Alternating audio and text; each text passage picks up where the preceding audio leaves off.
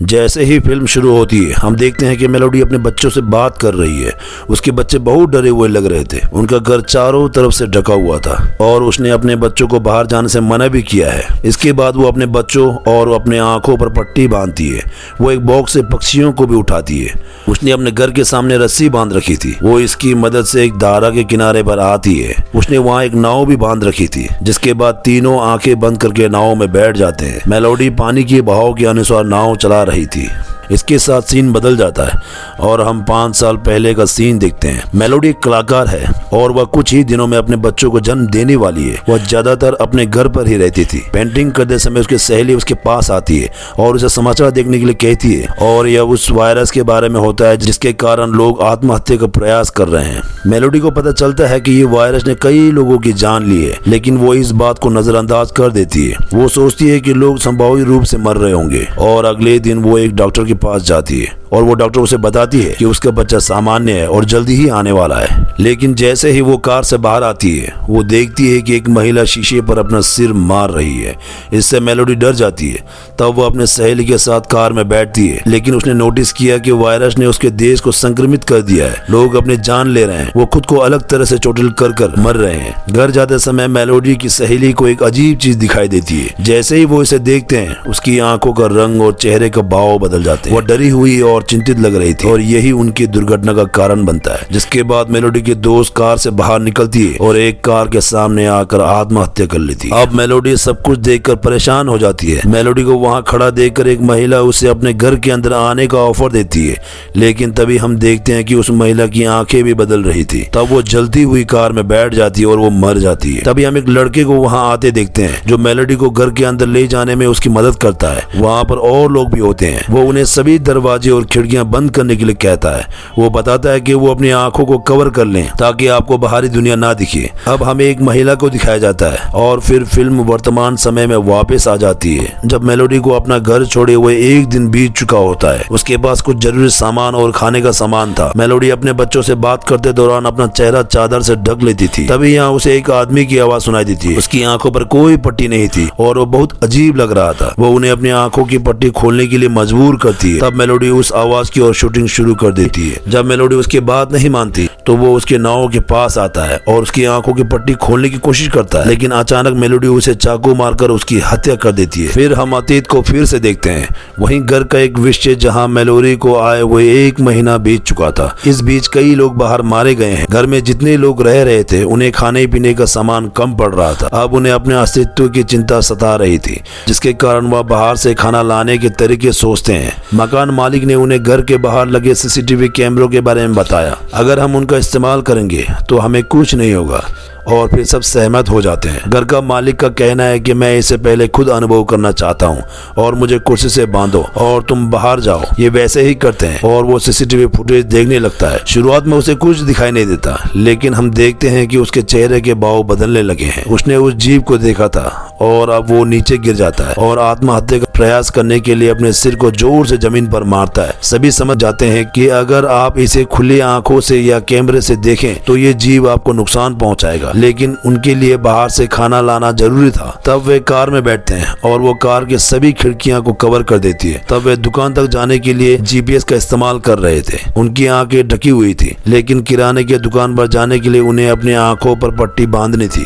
अब वे किसी तरह से किराने के दुकान से कई सामान इकट्ठा करते हैं। ये कई दिनों तक उनकी मदद कर सकता था। तब एक लड़का और एक लड़की अपना खाना खुद लाना चाहते थे, तो वे एक कार में किराने के दुकान पर जाते हैं। अब मेलोडी और दूसरी महिला का भी बच्चा आने वाला था। तब अचानक एक आदमी जोर जोर से उनका दरवाजा खटखटाने लगता है। वो उनसे घर में आने की अनुमति मांग रहा था, पर एक बूढ़े व्यक्ति को छोड़कर उसे हर कोई संक्रमित मान रहा था। जैसे ही वो अंदर आता है वह उसकी जांच करते हैं। वो उन्हें बताता है कि मैं भी पहले एक घर में रह रहा था, लेकिन तभी कुछ लोगों ने मेरे मकान पर कब्जा कर लिया। वो मेंटल हॉस्पिटल से आए थे और वो पागल थे, और अगर वे उस जीव को देख भी लेते तो उन पर इसका कोई असर नहीं होता। वो चाहते थे कि हम अपनी आंखों की पट्टी खोल दे। उन्होंने सभी से ऐसे करवाया और लोग इसे सुसाइड करने लगे और तब मैं जान बचाकर यहाँ आया। उसकी कहानी को सुनकर सभी को उस पर दया आती है और फिर ये सब ऊपरी मंजिल पर जाते हैं, लेकिन वह बाहरी आदमी ग्राउंड फ्लोर पर रहता है। कुछ दिनों बाद वो अपनी हरकतों से बहुत अजीब लग रहा था। कुछ अजीबो गरीब रेखा चित्र उसके सामने थे और वो एक पागल खाने का मरीज था। और फिर वो दरवाजे और खिड़कियां खोलने लगता है। तब हम देखते हैं कि मेलोरी को एक बेटा हुआ है और उस महिला की एक बेटी हुई है। तब एक बुढ़िया उसे रोकने जाती है और फिर वो पागल आदमी उनके कमरे में आकर उनकी खिड़कियां खोल देता है, लेकिन वो आदमी उस बुढ़िया को पकड़कर उसकी आंखें खोलता है। जैसे ही वो बुढ़ी औरत बाहर देखती है तो वो आत्महत्या कर लेती है और बेटी को जन्म देने वाली महिला भी अपनी जान ले लेती है। अब वो आदमी उसे मारने के लिए मेलोरी की ओर बढ़ता है, लेकिन तभी वहाँ टॉम आ जाता है और उसे मार डालता है। फिर हम 5 साल बाद देखते हैं कि इस घर में अब केवल मेलोरी, टॉम और उसके 2 बच्चे ही बचे हैं। टॉम और मेलोडी माता पिता के रूप में इन बच्चों की देखभाल करते हैं। वह अपने बच्चों को समझा रहे थे कि अपनी आंखों की पट्टी बिल्कुल ना खोले।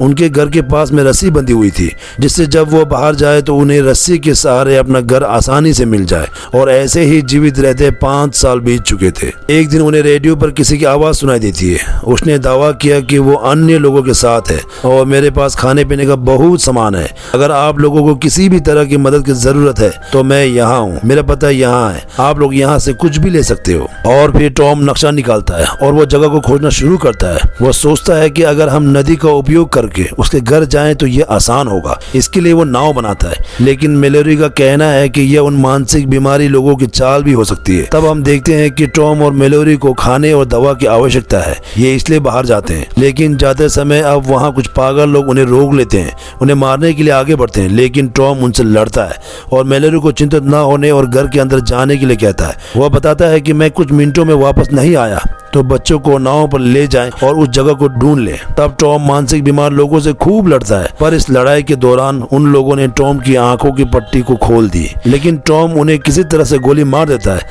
पर दुर्भाग्य से वो जीव वहां पर भी आ जाता है और फिर टॉम उसे देखता है और अब उसकी आंखें भी बदल रही थी। तब वो अपनी बंदूक को पकड़ लेता है और खुद को गोली मार देता है। दूसरी ओर फिर हम मेलोरी को देखते हैं, जब वो देखती है कि समय बीत चुका है और टॉम अभी तक नहीं आया। फिर वो अपने बच्चों को समझाते हुए नाव में बैठ गई और यही सीन हमें शुरू में दिखाया गया है। अब हम देखते हैं कि वे नदी में जा रहे थे। फिर हम उस आदमी को भी देखते हैं जिसने उन्हें मारने की कोशिश की। फिर हम आगे का सफर देखते हैं कि वो कितना कठिन सफर तय करते हैं। वह 2 दिनों से यात्रा कर रहे थे। अब उनके पास खाना भी खत्म हो रहा था और तभी अचानक पानी में तूफान आ जाता है। पानी की गति बहुत तेज होती है। तब मेलोरी एक शीट के नीचे नक्शा देखती है, जिससे उसे पता चलता है कि वो उस जगह के बहुत करीब है। फिर हम देखते हैं कि पानी की गति के कारण नाव पलट जाती है। बच्चे पानी में गिर जाते हैं, लेकिन मेलोरी बच्चे की आवाज सुनकर उसे ढूंढ लेते हैं। और अब हम देखते हैं कि मेलोरी और उसके बच्चे जंगल में आ चुके हैं और अब वहीं चल रहे थे, लेकिन अब उसे उन अजीब जीवों की आवाज सुनाई देती है, जिसके कारण वो वहां से भाग जाती है और नीचे गिर जाती है। उसके बच्चे उससे दूर हो गए थे, लेकिन फिर भी किसी तरह से उन्हें दोबारा ढूंढ लिया